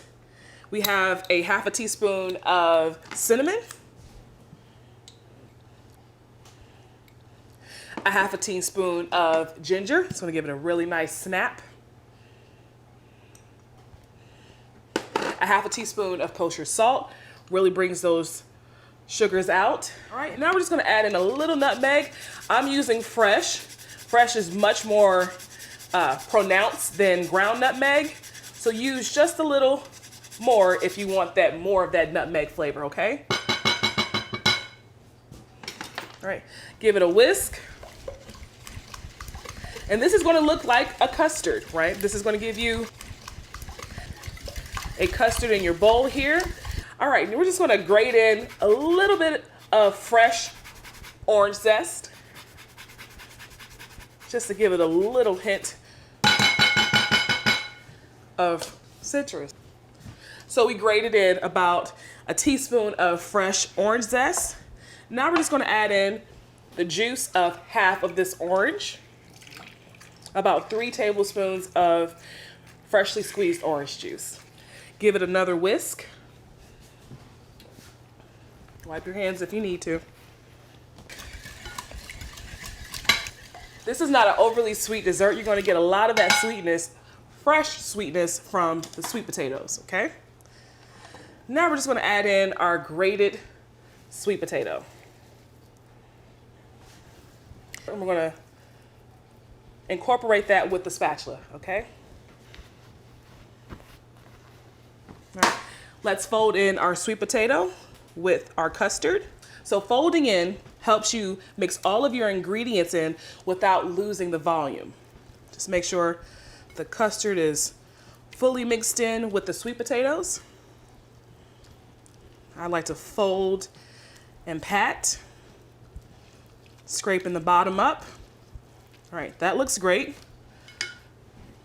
Let's get our 9x9 casserole dish that's been sprayed with non-stick cooking spray and just add in your mixture. Okay. All right, just fold it down here. Press it down firmly into your casserole dish here. Just fold it on down. Make sure it's nice and even. Okay. All right, so we're going to cover this with foil. All right, let's head over to the oven. Bake it covered for 40 minutes. Okay. And while that's in the oven, we're going to put our bowl and mixer in the freezer. Remember, we got to make this eggnog whipped cream. So let's get this chill for 40, hit pause, and I'll meet you back here soon. Hey, it's been 40 minutes and it's time to uncover our pone. Okay, let's take that foil right off, okay? In the next 10 minutes, it's gonna get nice and caramelized on top, okay? While that happens, let's make our eggnog whipped cream. Our bowl has been chilling for 40 minutes with the beater in the freezer. The reason I like doing that is to get a nice stapled whipped cream, okay? And it needs to be very cold in order to get that, okay? Now we're gonna add in a cup of heavy cream to our cold bowl. Okay. All right. And I like to add in a few tablespoons of confectioner's sugar here. That's gonna help get some of that volume in the whipped cream as well. Let's start off with 3 heavy tablespoons. You can taste to see if you can adjust, if you wanna add more, but 3 tablespoons should do. All right, let's get our mixer on high. And we're just gonna beat this until it gets nice and fluffy. We're looking for stiff peaks.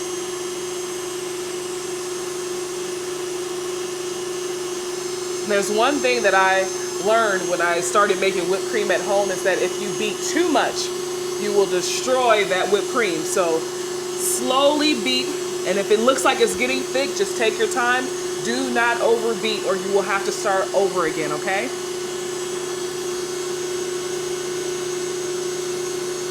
And it's already starting to get some volume.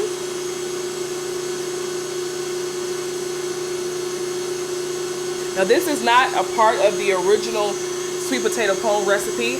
I like to do my contemporary spins on my family's traditional recipes. So this is just a great addition to that sweet potato pone. Okay. Let's slow down. It looks like it's getting nice and thick, and we definitely have stiff peaks. Stiff. Because the bowl was cold, the beater was cold, and the heavy whipping cream is also cold, okay? Let's grate in some nutmeg. I'm using fresh, but you can definitely use ground nutmeg if you have that in your pantry. And let's say it's a 1/4 teaspoon of freshly grated nutmeg or ground nutmeg. Okay. Now we're gonna fold in a 1/3 cup of eggnog. Okay. Gently fold that in. You don't wanna break your whipped cream, okay? That should do it. This is a great holiday whipped cream. It's really gonna bring forth those warm flavors in the pone. Okay, that looks nice and velvety. Let's taste, just to make sure we don't need to add any more nutmeg.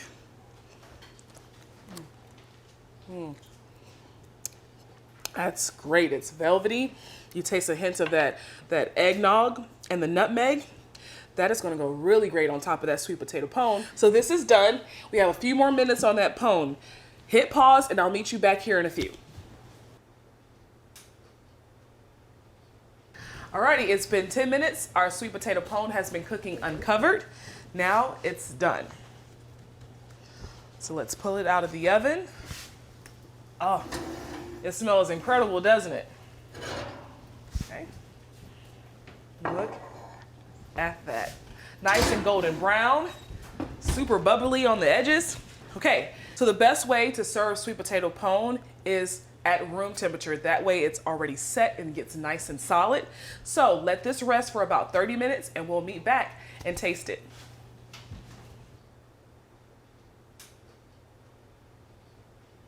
All right, so it's been about 30 minutes and our sweet potato pone has come to room temperature. Let's plate and taste it. Okay. What I like to do is cut just a little square. Just loosen it up around the edges. Take a cake server and just scoot underneath. It's a nice little size for myself. And that's how it should look when you take it out of your casserole dish. Now let's top it with our whipped eggnog cream. Just a little dollop on top. All right, give it a try. Oh yeah, this smells delicious. I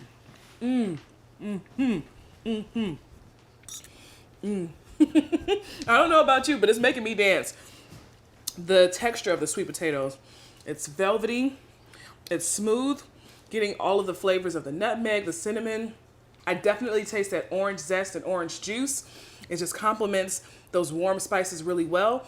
And then that whipped eggnog cream just smooths everything on out. This is Gullah sweet potato pone. we're making classic Southern chess pie. I'm going to show you how to make a super buttery, flaky crust with a sweet yet tangy custard filling. I dare you just to eat one slice. We need to melt 6 tablespoons of unsalted butter. We also need to have 1 stick of cold unsalted butter.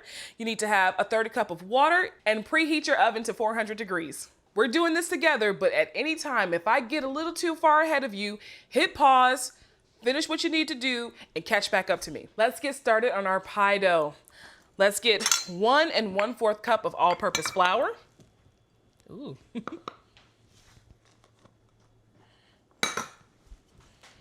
You can level it off with your finger. Okay. Let's add to this a 1/2 teaspoon of kosher salt. Okay. Give it a whisk.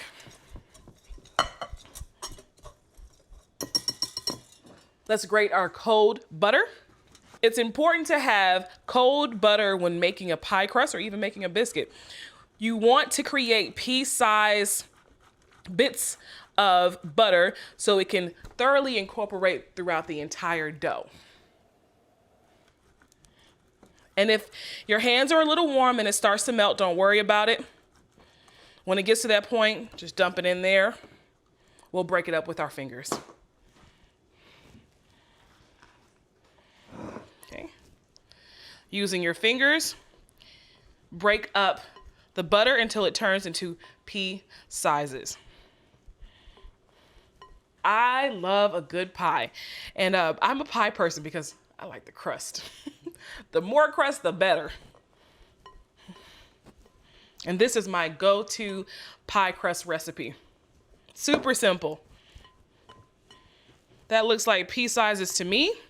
We're going to slowly add in our cold water. You got to eyeball this. We're just adding in enough water until the dough forms a ball. Working it in with your hand. We need to add a little bit more.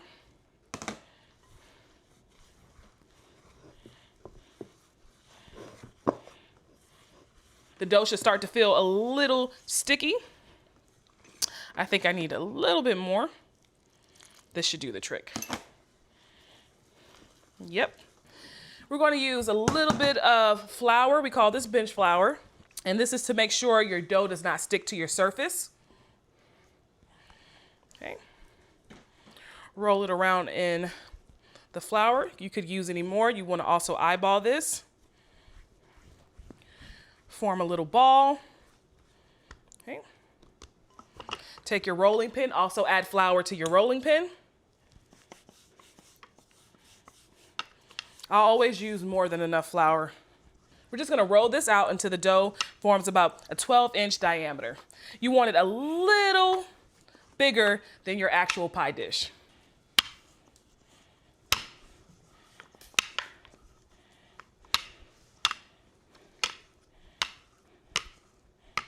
Okay, that looks good to me. And I like to judge the size of my pie dough by just putting the dish on top. If it looks like it's going a little bit bigger than the pie dish, that's enough. Okay, gather it up. Make sure you have some flour on your hands. So we're pushing up the sides. And there's 2 ways you can crimp your pie dough. You can either use your fingers to do it, or you can use a fork. I'm using a fork for this pie dough. Right, you just want to make sure that your sides are pushed up. All right, just pushing the pie dough up.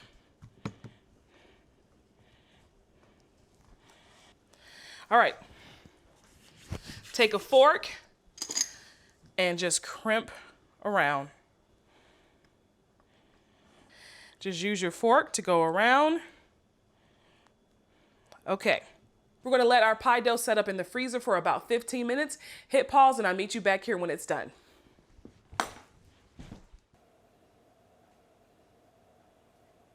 It's been 15 minutes. Let's poke some holes in our pie crust. I'm using a toothpick. If you don't have a toothpick, just use a fork.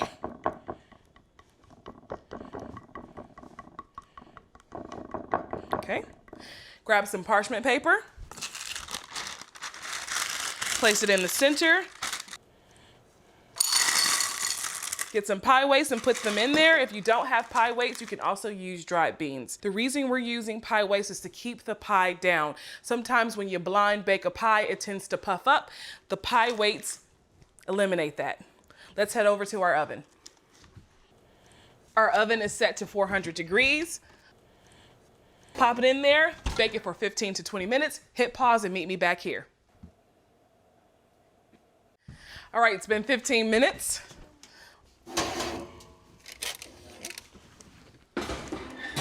Let's head back over here. Okay. Let's take our pie weights out. Now we're gonna do a simple egg wash for the crust. That helps to kind of lock in that flakiness and it makes it golden brown and shiny. 1 egg into a cup with a little water. All right. Give it a mix.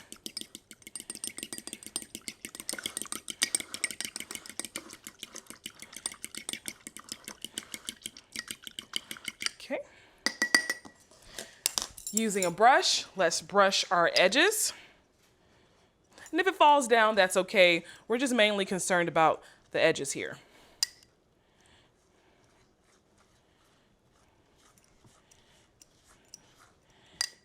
I can already tell how flaky this pie crust is going to be.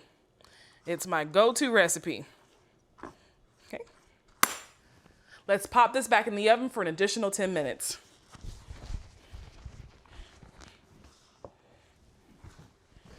Pop this back in here. Hit pause and I'll see you back here in 10 minutes. It's been 10 minutes. Let's take our pie crust out.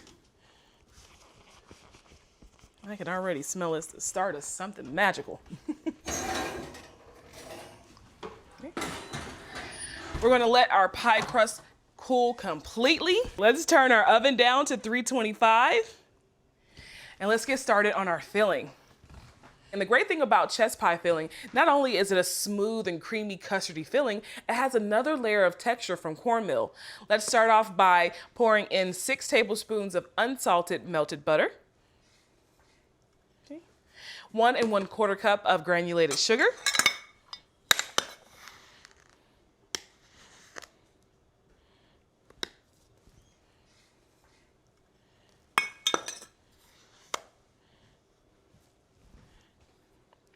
Four eggs, the base of a custard,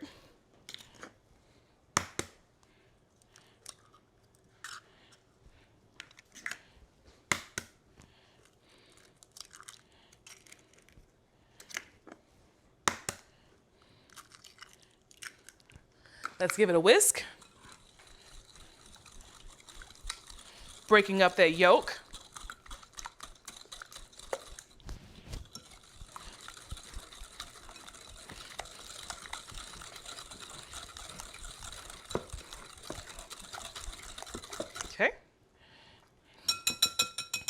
All right, let's add in that surprise element.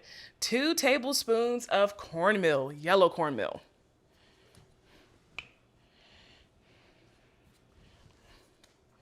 Let's add in 1/4 cup of buttermilk.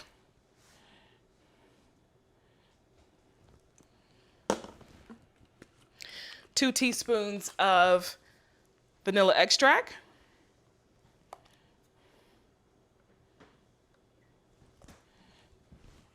And 1/2 teaspoon of salt. Let's give it another whisk.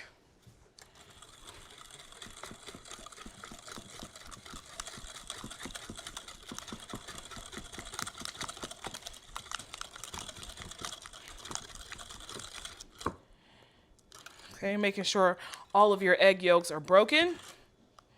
Okay. That looks creamy to me. Let's grab our pie crust. It should be cool to the touch, so you'll be able to pick it up without gloves. All right, let's slowly add in our custardy filling. That is so pretty. So rich in color. It's gonna rise just slightly as it bakes. All right, let's head over to our oven. Let's pop it in the oven. The oven should be set to 325 degrees. All right, so let's let that bake for 50 to 55 minutes. If you peek in there halfway through and you notice that your crust is getting a little too brown, tint it with some foil.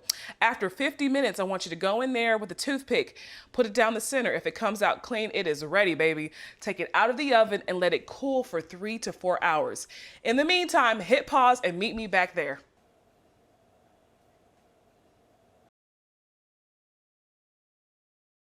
All right, our pie is nice and cool. Let's take some powdered sugar and just dust it on top. I like doing this. Doesn't that look gorgeous? Let's take a slice. I'm gonna go in right here. Do you hear how crispy that is?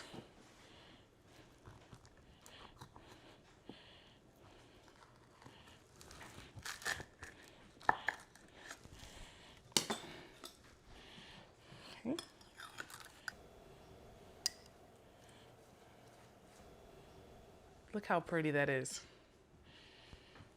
Grab a plate, put that on top. And if you want, you can add just a little bit more powdered sugar on top. Why not? Let's give it a taste.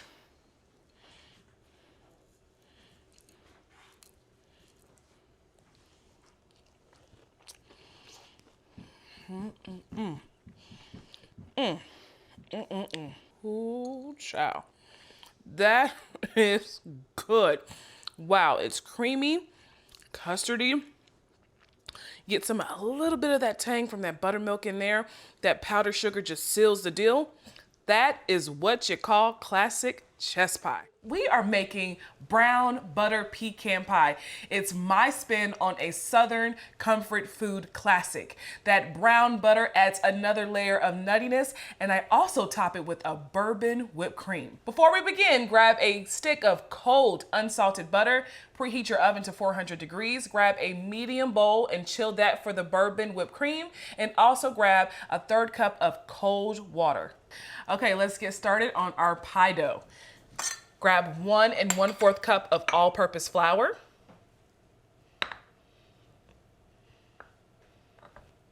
Level it off. Add it to your bowl. Now, the 1/4 cup. We're going to add 1 tablespoon of sugar, granulated sugar. A 1/2 teaspoon of kosher salt. Mix that in. And now let's grate in our cold butter. We're gonna grate in 1 stick of butter. And the reason we're grating in the butter because it distributes evenly when you grate it in.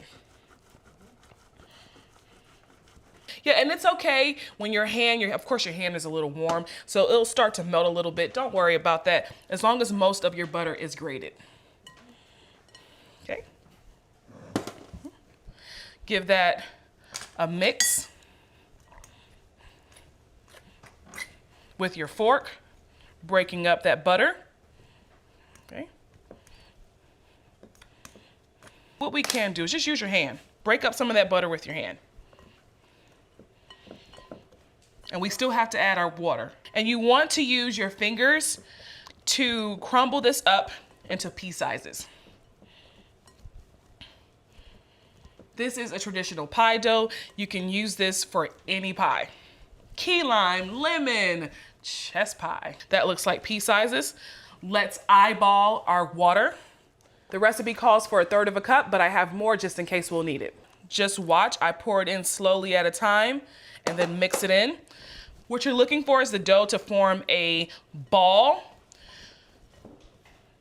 Just keep mixing it around. This is the cold water we're adding. All right, now it's starting to form a ball. Okay, and I'm gonna have to use about a tablespoon more. That's why you have to watch it. It depends on your kitchen, depends on how warm your hands are. Just adjust accordingly. You know that you've added enough water when your dough forms a ball. All right, let's clean our hands. Let's grab some bench flour. Flour your surface. Smooth it out. I like to take some of that flour in my hand, roll it around. You don't want to overwork your pie dough. Take a rolling pin, dust it with a little bit more flour. You want to roll this out to about 12 inches in diameter. You want it to be just a little bigger than your pie dish. Okay. All right, what I like to do is just, see, it's a little bigger, okay? Right, we're gonna take our pie dough and transfer it into our pie dish. Okay. What you wanna do is fold over your pie crust up here. Just pull it up and fold it over. And it makes it much easier if you have some flour on your hands. Folding it over. Pull it up, fold it over. Pull it up, fold it back. This is a homemade pie crust, guys. It's not going to be perfect. And that's the beauty of it.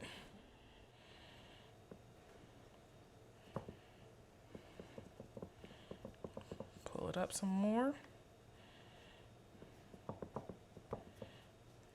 And you're folding it back. Okay. And just make sure it's even up there. Pull it up if you need to. Press it down right here. Pull it up, press it down. Because it will fall into your pie dish, so you want to make sure you're pulling it up gently. Okay. If you're not comfortable with making crimps, you can always use a fork to make a small little indent in your crust. But I like using crimps, and I'll show you how to do that. Take your thumb finger, your index finger, and you take your index finger with your other hand and just press in. Press in. Press in. That simple. You're essentially pinching your pie dough.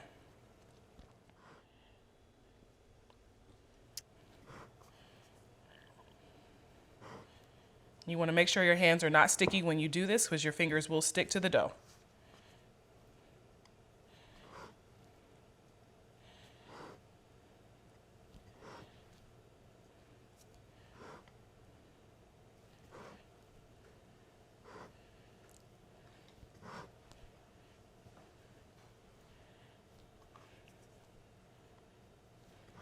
We're gonna pop our pie dough in the freezer for about 15 minutes, and the reason we're doing that is because we need our pie dough to set up. Let's head over to the freezer.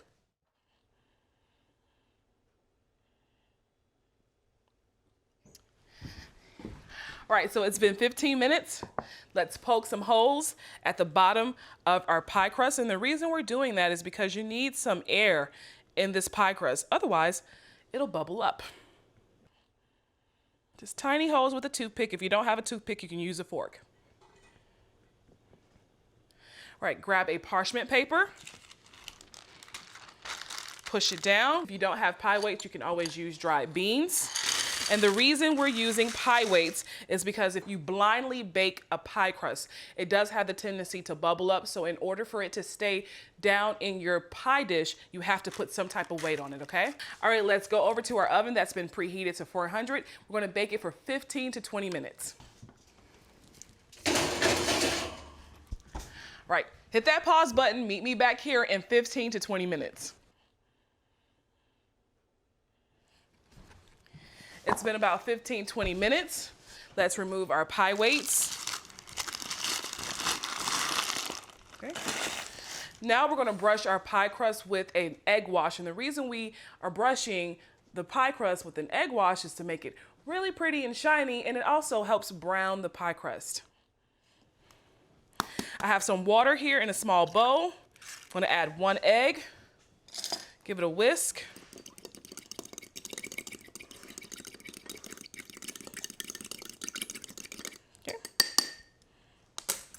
Using a brush, I'm gonna brush the edges. Glossy pie crust. I am a pie girl. You know, the funny thing about it is that I don't like fruit in my pies. I am more about the crust. I am invested in the crust. A warm crust with some ice cream, shut your mouth. What I like to do is, like, it doesn't matter if some of your egg wash gets at the bottom of your pie crust. Just, I mean, it wouldn't hurt. Just use your brush and brush it around. Just make sure you get those edges, okay? What I like to also do at this point is get a paper towel and just clean it up a little bit. So once that egg wash cooks, it kind of gets brown on your pie dish, just clean it up. All right, we're gonna pop this back in the oven for an additional 10 minutes. Hit pause and meet me back here.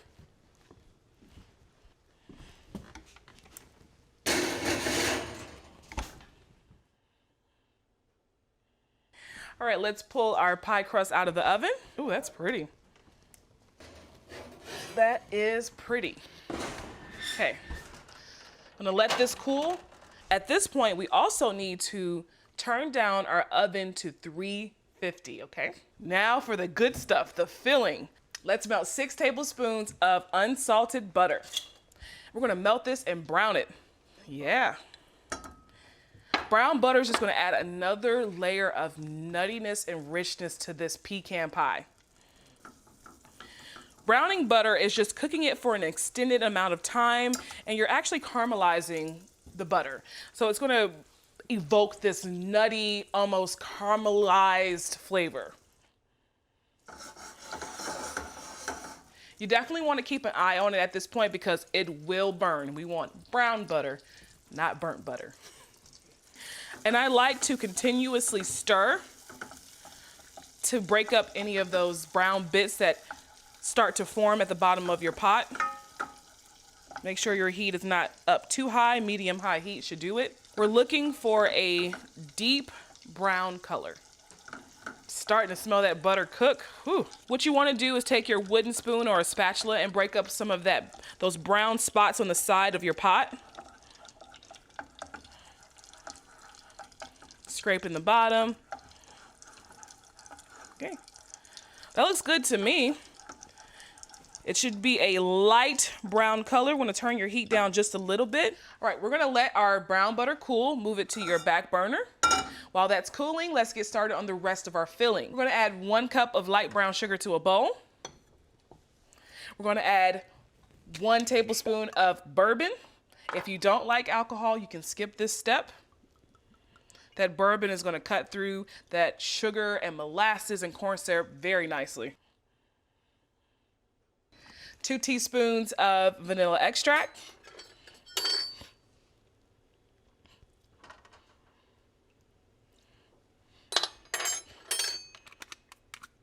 A 1/2 cup of corn syrup.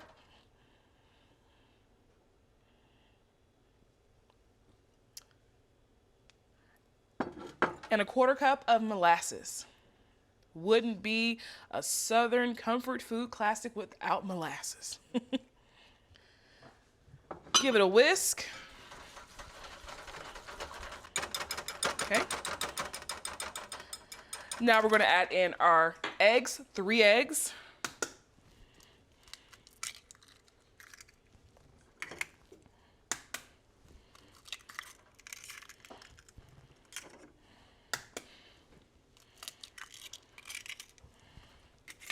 Give it a whisk. And if you've ever had pecan pie, you know that's a really rich and sturdy pie. Adding the egg helps create that consistency. Okay. All right.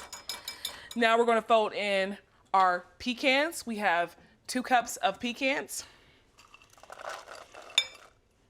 And a 1/2 teaspoon of kosher salt. Okay. Let's fold it in with the wooden spoon. If you have a spatula, you can use that as well. And don't forget about that brown butter. It should have cooled by now. We're going to add that in. slowly pour it in and fold. Make sure your egg and syrup and the butter and the sugar are all mixed in thoroughly. Okay. Keep folding. All right, that should be good. Let's pour our mixture into our pie crust. How gorgeous is that? Look at that color.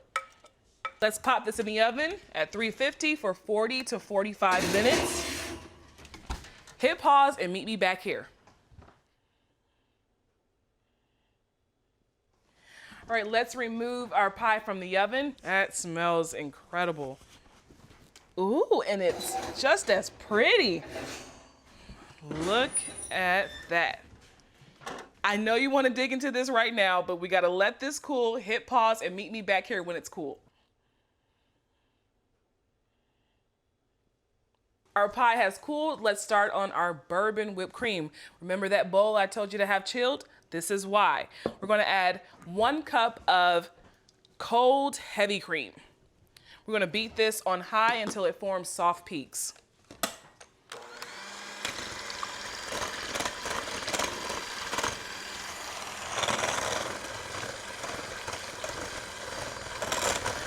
And if your kitchen is a little warm, you can also chill your beaters in the freezer with your bowl. The reason why we have our bowl chilled and as well as the beaters chilled is because we need to stabilize this whipped cream. We're not adding any stabilizers like a gelatin to it, so the only way that it'll form some type of structure is through being chilled. I like to keep moving the bowl around, getting the sides. And you should see your whipped cream should start to double in size. Okay, let's see, soft peaks, okay? Now we're gonna turn our mixer on low and add in 2 tablespoons of confectioner sugar.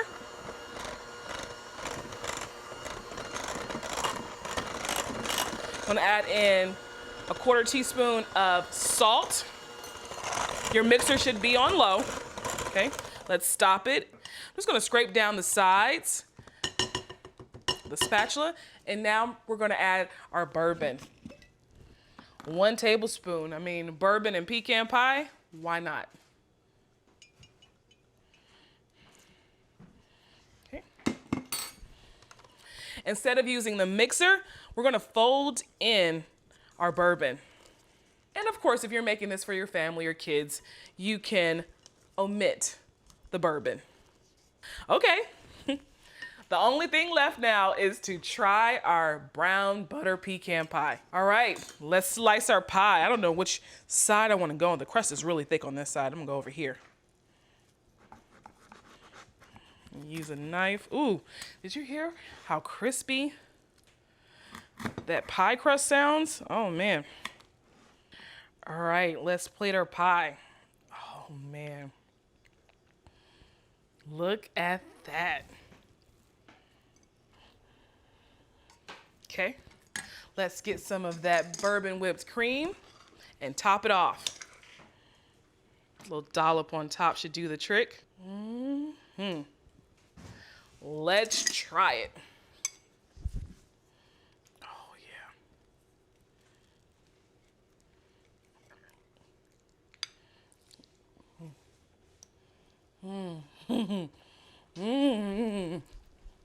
Makes you want to do a happy dance. Wow, that's good. That brown butter in the pie with the pecans and that brown sugar and the molasses is buttery. It's nutty. It's sweet. And then the whipped cream just cools it off on top and it has a little hint of that salt.